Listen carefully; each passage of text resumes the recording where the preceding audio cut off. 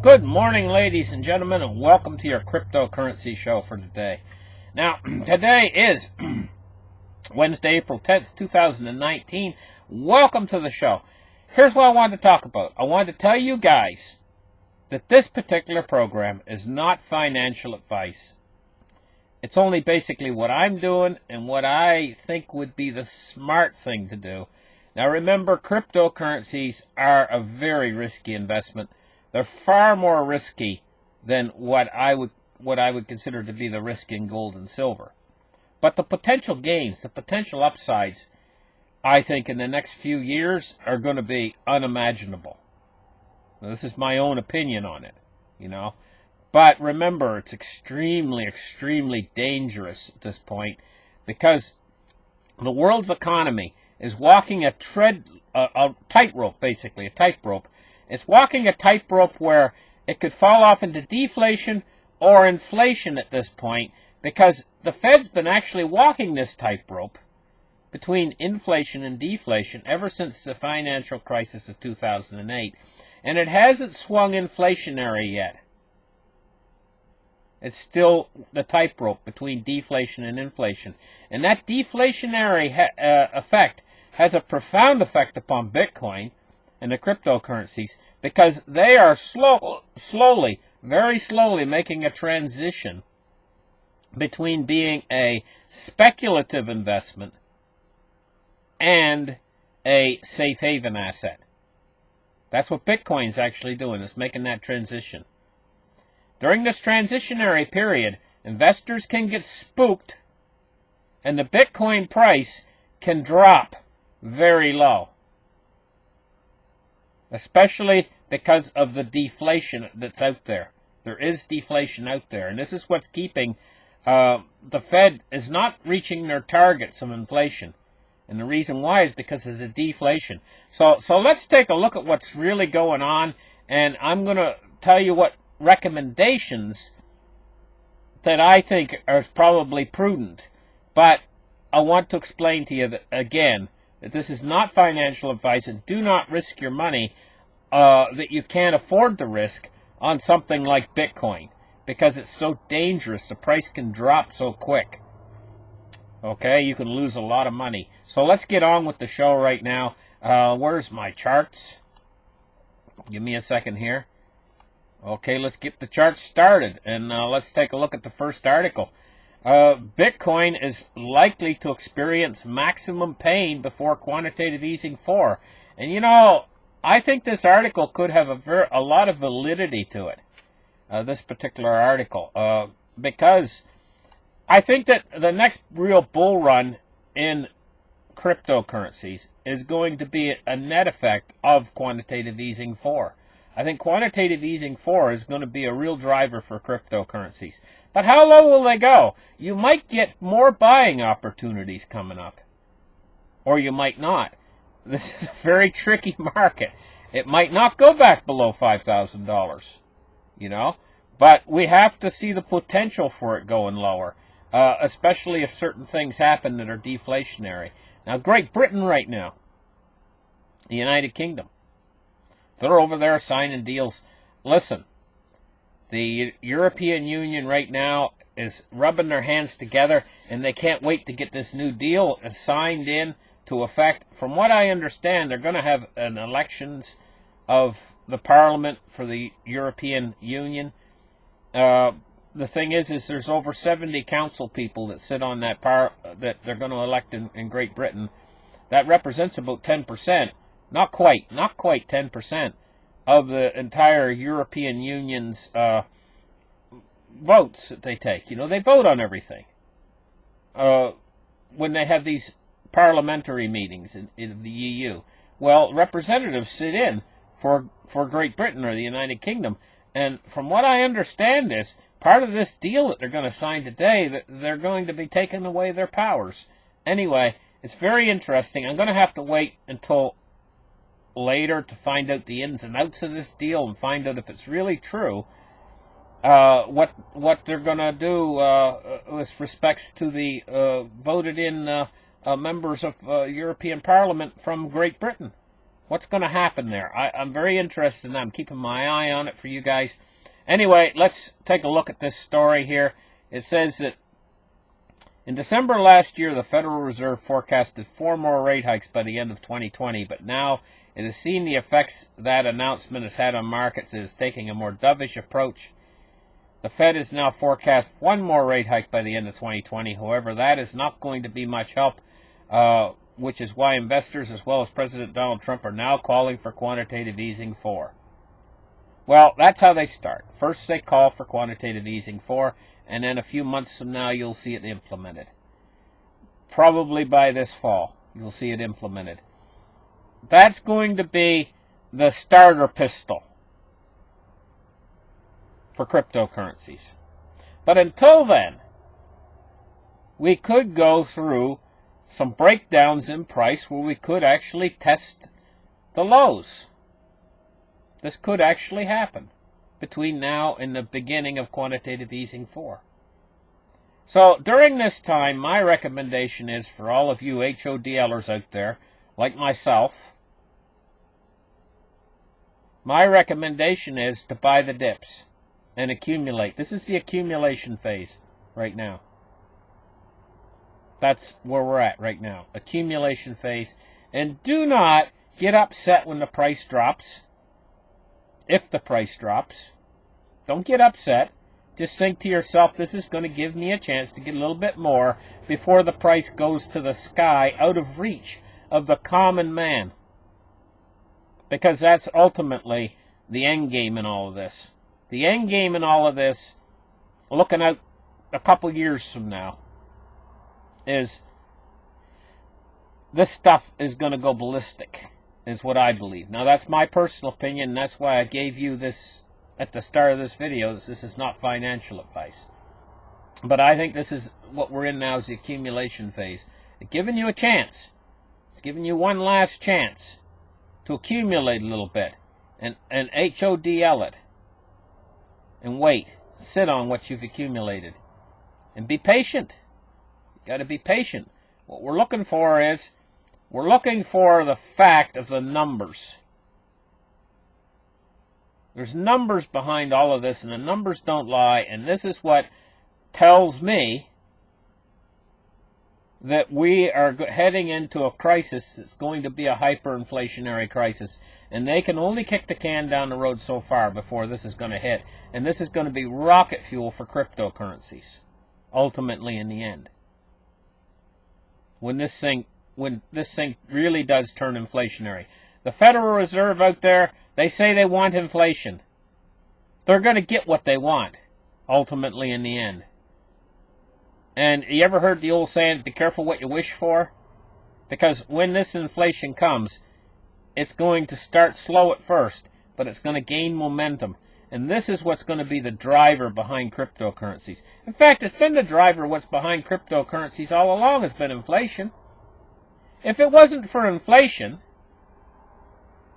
the dollar, if there was no inflation to the dollar, there would be no need for cryptocurrencies, because the dollar is already digitalized, just like cryptocurrency.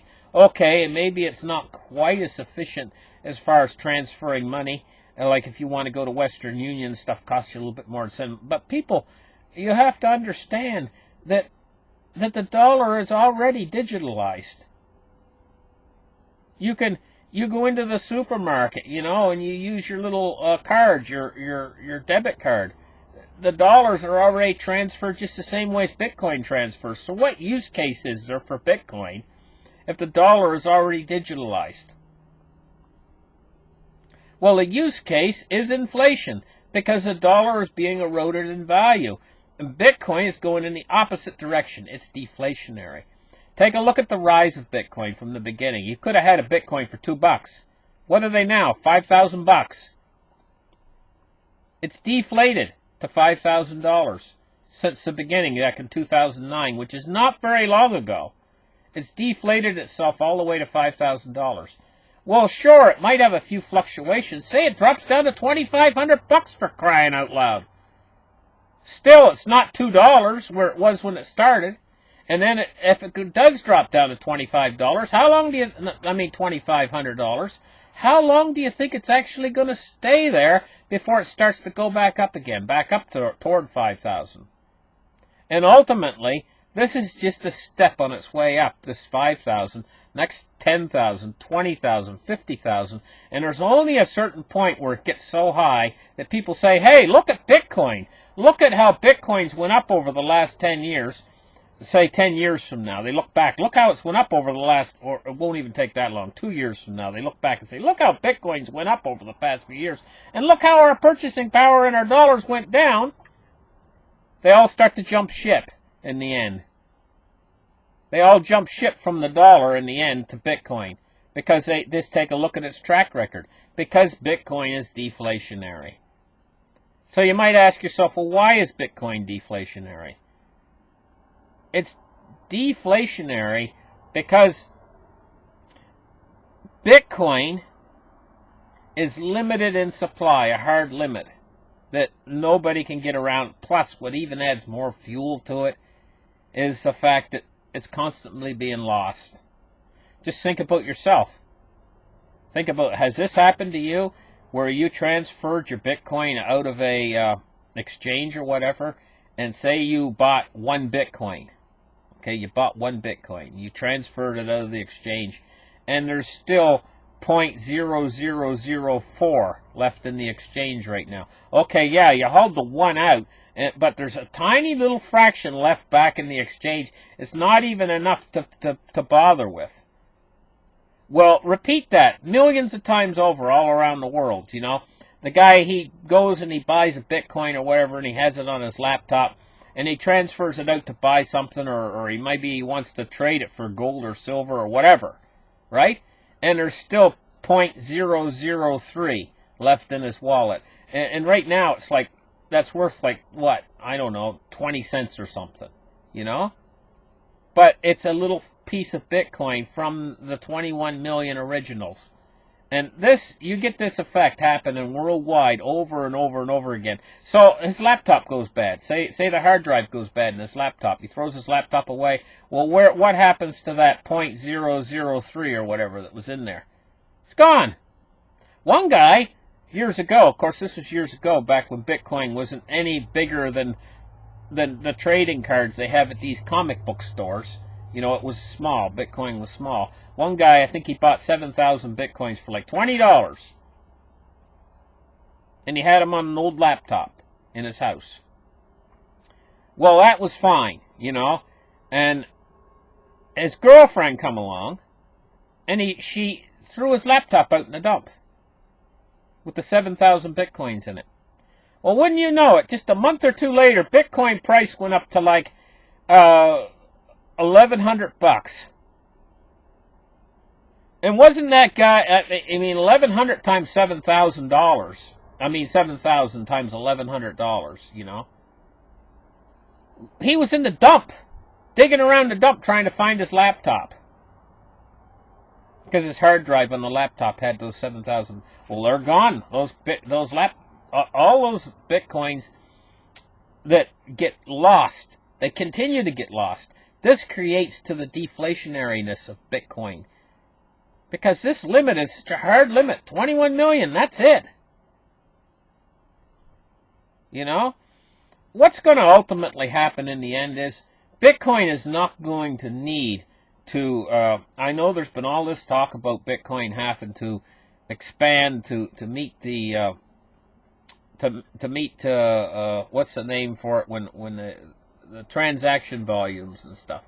Well, I know that the transaction volumes blossomed there when we had price increases in Bitcoin. And Bitcoin's only capable of 7 transactions per second.